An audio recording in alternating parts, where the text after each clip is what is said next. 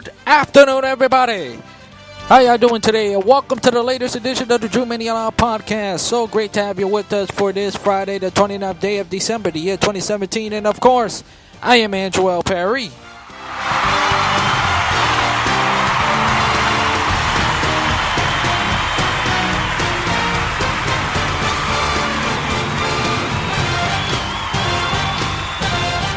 Thank you very much. As always, coming alive and at you from the busy streets of Brooklyn, New York, and frigid New York, Brooklyn, New York. Today, as I chat to you, what is happening in the world of sports, or hope wherever you are, or do my best to keep you guys warm as this is the final podcast of 2017. As it's hard to believe that the 2017 year has come by so quickly. And it's hard to believe we're near the end, and I feel like this every year. But I hope everybody had a tremendous holiday. I know I said on the last show this was the last show of 2017. I know I said that late, but this is the official final show of 2017 as we get ready for which was a busy and a dramatic 2017 year. We'll look back at the stories of 2017. But first, let's look ahead to Week 17 of the NFL season, as the regular season finale is Sunday. For the first time since 1977, as I've learned, there will be no Monday night game, no Sunday night game, no primetime games to end the Week 17 year since 1977, which is hard to believe. Can you think about that? So since 1977, so that's like over 40. It's been 40 years since we haven't had a primetime game to end Week 17, which is hard to believe. And you know what? Come to think of it, it makes sense, because let's be honest. Yes, there's New Year's Eve. Yes, there's New Year's Eve. But also, there really no games going on. If you stop and think about it, because as I look into the games, the 1 o'clock games, except for New England and the Jets, there's really no game. There's nothing going on there. Nothing. The drama and the playoff seedings, or what's the playoffs drama drama is concerned, is at 4 o'clock. Excuse me. The Raiders Chargers. Excuse me. Is a 4 o'clock game. The Ravens Bengals is a 4 o'clock. It's a 4 o'clock game. 4 o'clock game. The Titans Jaguars is a 4 o'clock game, is believed, and of course the Falcons and the Panthers is a 4 o'clock game. So most of the games are late games. Other than that, the 1 o'clock games are pretty much teams who have a losing record or more. Because most likely the only thing that the NFC is focused on for the scenario is the Atlanta, Carolina, and Seattle. Because Atlanta controls their own destiny as long as if they don't lose and Seattle wins. Because Atlanta, they win, they're in. That's it. As far as the AFC is not easy. I know, I go back and forth, and it's really Buffalo, Miami. It's a toss-up game. Cincinnati is not beating the Ravens. You know that. And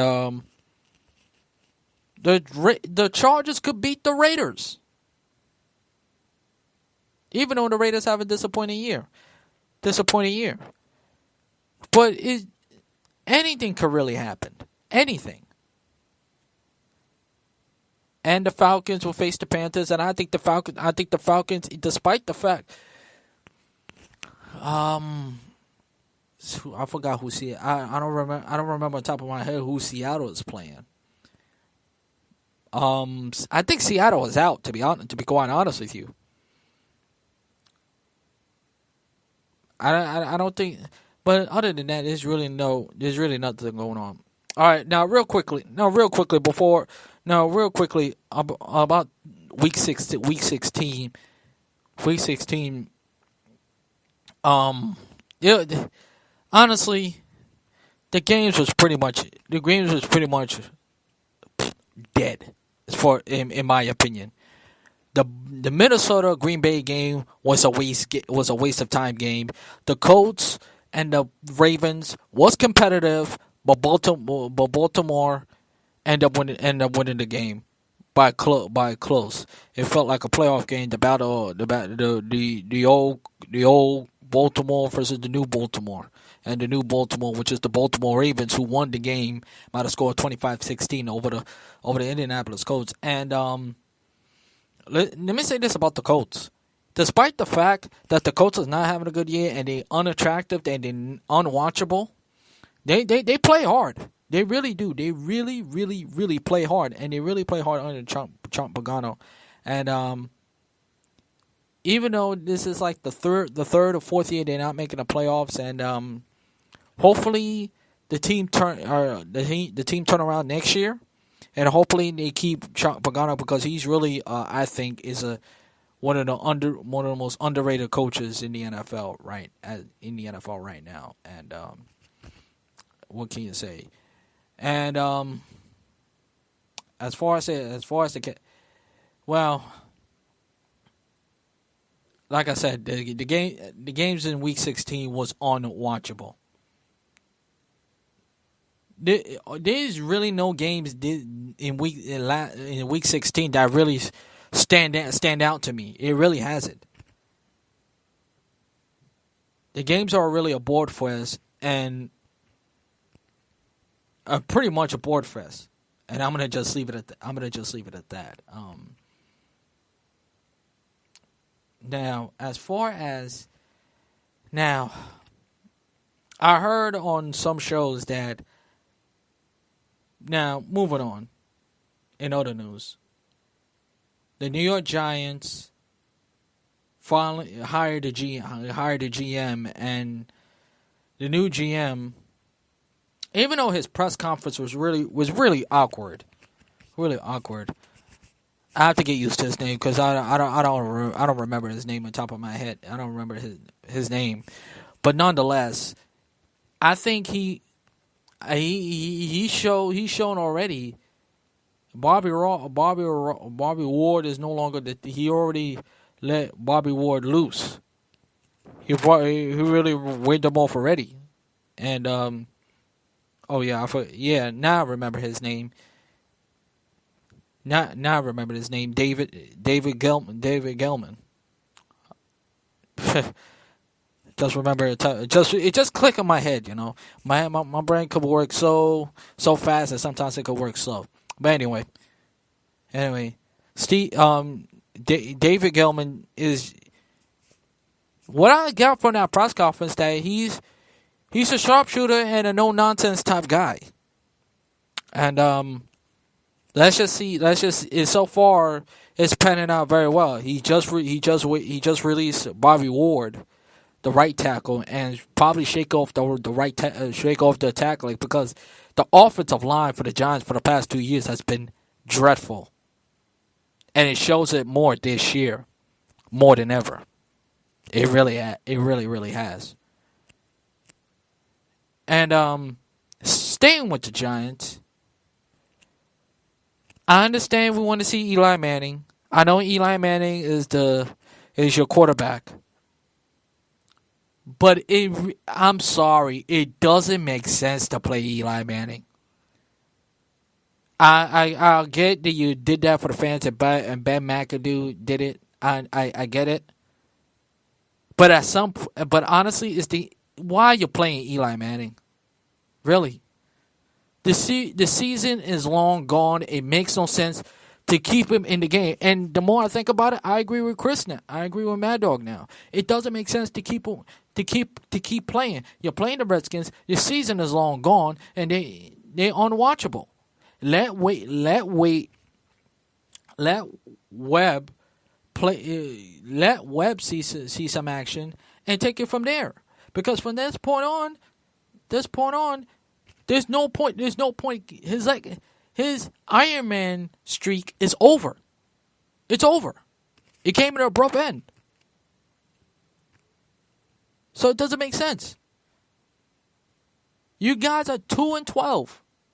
Why y'all keep putting Eli Manning, and then when you get injured, then what? Then what are you going to say? It doesn't make sense to me. It doesn't make sense whatsoever. So you better off playing Webb. I get that you don't want to play. I get you don't want to play Geno Smith, but give it the Webb and see where it goes. As far as staying with the New York football team, what the Todd Bowles? You gave Todd Bowles an extension.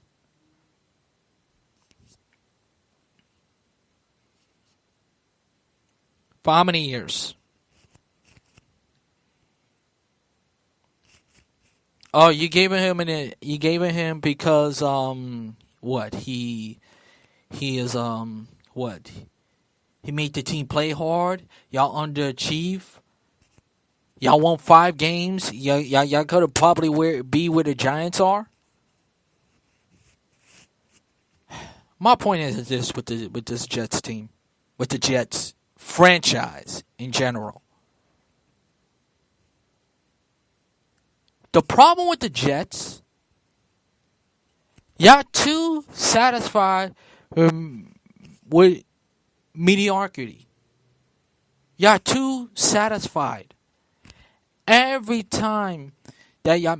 First of all, bottom line is this. The problem with the Jets are never consistent making the playoffs year after year. You have one year that you have a coach that took y'all back to back. Let's say this: in the last 40 years, let's be on 50 years or so, Rex Ryan. Say what you want about Rex Ryan. Rex Ryan is probably the best is the winningest coach in Jets history.